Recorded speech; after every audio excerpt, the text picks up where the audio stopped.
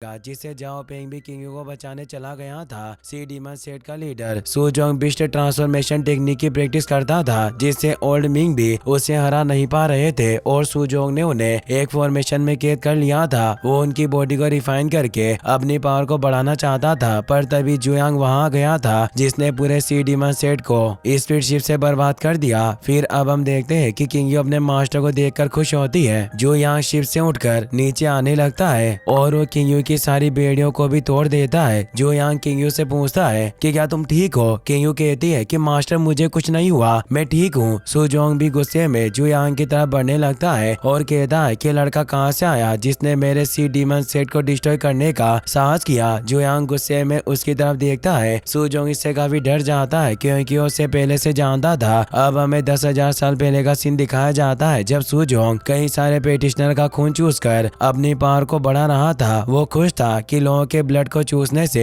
मेरी cultivation speed काफी ज्यादा बढ़ रही है, पर तभी जुयांग वहाँ लियांशु के साथ आ गया था। उसके ओरा से ही सुजोंग काफी दूर चला गया था। लियांशु से कहती है कि तुम एक भयानक दिखने वाले बिल्ली के बच्चे हो और वो उसे फियर से किटन कहकर बुलाती है। वो जुयांग से कहती है कि शिफू मैं इस बिल्ली के बच्चे के साथ प्रैक्टिस करना चाहती हूँ। जुयांग कहता है कि तुम इसके साथ खेल सकती हो। सुजोंग मुस्कुराते हुए कहता है कि तुम मेरे साथ खेलना चाहती हो, पर मैं तुम दोनों को मारकर तुम्हारा खून चूस लूंगा, जिससे मैं प्रीमोर्डियल स्पीड रियल्म के बैरियर को तोड़कर प्रमोट हो जाऊंगा। और वो तेजी से उन पर अटैक करने आता है, पर लियांशु अपनी सोर्ड से उस पर एक अटैक करती है, जिससे वो काफी दूर जाकर गिरता है। सुजोंग उठ भी नहीं पाता और वो कहता है कि तुम्हारे सिर्फ एक मुंह से ही मुझे गहरी चोट लगी और मुझे तुमसे डर लग रहा है। लियांशु उसके पास आ जाती है और कहती है कि फियर्स किटन तुम दोबारा किसी भी इंसान को मत मारना, ये कोई अच्छी बात नहीं है। उस वक्त सुजोंग काफी डरा हुआ था और वो समझ गया था कि उनकी पावर से जीत नहीं पाएगा, इसीलिए उसने अच्छा होने का दिखावा किया